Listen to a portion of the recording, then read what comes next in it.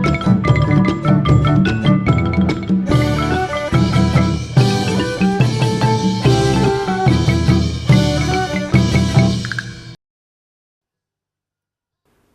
Mãn Lầu Farmstay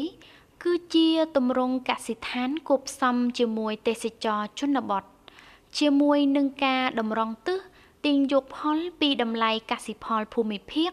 អនុវត្តវិធីសាស្ត្រកសិកម្មសរីរាង្គនិងបង្កផលិតផលកែច្នៃកំណើនតម្លៃជាមួយផ្ទៃដី2ហិកតាជាចំណុះសហករណ៍កសិផលស្អាត Phong-Phu នៅសង្កាត់ទី2ទីរួមខេត្តវិញជ័រសហករណ៍នេះមានផ្ទៃដីដាំដុះសរុបចំនួន6ហិកតាភាគច្រើនដាំដំណាំតាមរដូវក្នុងនោះដំណាំសំខាន់ៗរួមមានម្ទេសខ្ទឹមក្រហមនិងស្ពៃមើមបច្ចុប្បន្នមានគ្រួសារជនជាតិខ្មែរជាង10គ្រួសារចូលរួមនៅក្នុងសហករណ៍នេះគំរូមានគ្រួសារបងគីមហាយុងនៅអនុសង្កាត់វិញអាំងសង្កាត់ទី2ទីរួមខេត្តវិញជ័រគឺជាសមាជិកនៃសហករណ៍កសិផលស្អាត Phong-Phu ដោយមានផ្ទៃដីប្រហែល2កុងឆ្នាំនេះបងចុះពូជដាំម្ទេសផ្លោកដំណាក់កាលនេះម្ទេសរបស់បងបានជិត4ខែហើយជិតបានប្រមូលផលដាំមិនបាន6 mét trong vòng mà tiết bé bên bố nó trong vòng cứ 20 lô 20 lô vậy á mà khơi tầm lại tới nằm nó không mà ban tầm lại mở đó nhưng mà như là đánh mà ban đích o đấy mà khi đập pon mình đập pon chứng đó nhưng mình ca o đấy mà toàn ăn pon trởn ban từ những nước mà toàn ban có vô hưởng tiền mà càng tức càng nhanh càng nữa hay hưởng bờ năm này hưởng năm biết càng câu lúc ba sắt lại chắc cho nung play nữa và tha nhưng chắc dương mấy năm mình tón mà chắc cái tao vào lùi off play và khôi play chọn mà giờ mình cai tinh ban pe to pe lại tao đợi tích ăn phai ទន្ទឹមនឹងទម្រង់ដាំម្ទេសរបស់សហករណ៍កសិផលស្អាត Phong-Phu ទម្រង់ដាំខ្ទឹមក្រហមរបស់សមាគមកសិករទីរួមខេត្តវិញជ័រក៏មានប្រសិទ្ធភាពខ្ពស់ផងដែរជាតំបន់ដែលមានប្រពៃណីដាំខ្ទឹមក្រហមនៅឆ្នាំ2024ទូទាំងទីរួមខេត្តមានផ្ទៃដីដាំខ្ទឹមក្រហមជាង7ហិកតាទិន្នផលសម្រេចបានជិត18តោនក្នុង1ហិកតាមកទស្សនាចំការខ្ទឹមក្រហមរបស់គ្រួសារពូថាច់សុននៅភូមិអូថបេឃុំវិញហាយទីរួមខេត្តវិញជ័របានដឹង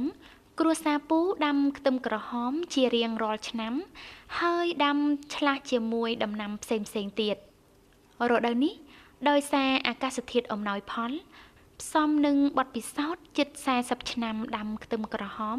ចំការខ្ទឹមរបស់ពូសនកំពុងលូតលាស់ល្អសង្ឃឹមថានឹងនាំមកទិន្នផលខ្ពស់ឆ្នាំនេះនៅលើផ្ទៃដី3កុង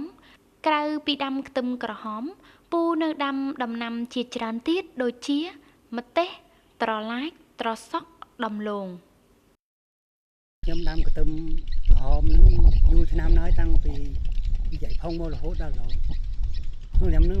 ដាំខ្ទឹមលើផ្ទៃដីកាលខ្ទឹមសើមខ្ទឹមសើមហ្នឹងខ្ទឹមស៊ីមែកហ្នឹងអានឹងបានហើយជា2កុងនឹងដកប្រមូលផលហើយនឹងបានមកក្នុង1គីឡូ7-10ប៉ុនក្នុងពិធីដាំខ្ទឹមនេះគឺយើងមានបច្ចេកទេសដាំខ្លះដែរទី1យើងទៅតែធ្វើដីយ៉ាងណាហើយប្រើជីយ៉ាងណានឹងមានបច្ចេកទេសដែរហើយពួកថ្នាំកម្ចាត់សត្វល្អិតនឹងដូចជាថ្នាំណាដែលយើងធ្លាប់ប្រើទៅវាមានប្រសិទ្ធភាពគឺយើងត្រូវប្រើ trên địa bàn thị xã Vĩnh Châu hiện nay thì có 15.300 បច្ចុប្បន្នទីរួមខេត្តវិញជ័រមានសមាជិកចំនួន15,315នាក់ក្នុងនោះសមាជិកជនជាតិខ្មែរមានជាង7,900នាក់ស្របអត្រា 52% រយៈពេលកន្លងសមាគមកសិករទីរួមខេត្តបានផ្សព្វផ្សាយសមាជិកកសិករក៏ដូចជាឧបត្ថម្ភសមាជិកកសិករអនុវត្តទម្រង់ពិសោធន៍សហការផ្ទេរវិទ្យាសាស្ត្របច្ចេកទេស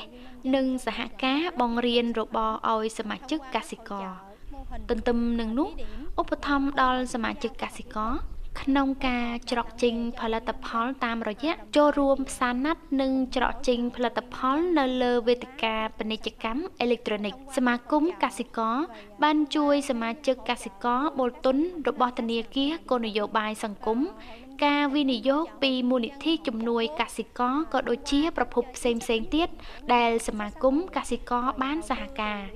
រយៈពេលកន្លងសមាគមកសិករបានជំនួយទុនចំនួន13គម្រោងដែលមានសមាជិកចូលរួមបុលទុនជាង100នាក់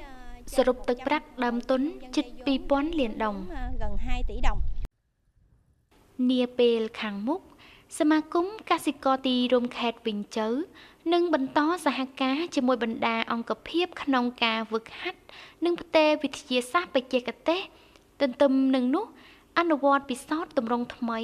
និងបណ្ដាវិធីផលិតសរីរាង្គសុវត្ថិភាពបន្តឧបត្ថម្ភដើមទុនសម្រាប់កសិករអនុវត្តទម្រង់ដែលនាំមកប្រសិទ្ធភាពសេដ្ឋកិច្ចខ្ពស់ឆ្លងតាមនោះអាចជួយដល់កសិករមានលក្ខណៈគ្រប់គ្រាន់ពង្រីកផលិត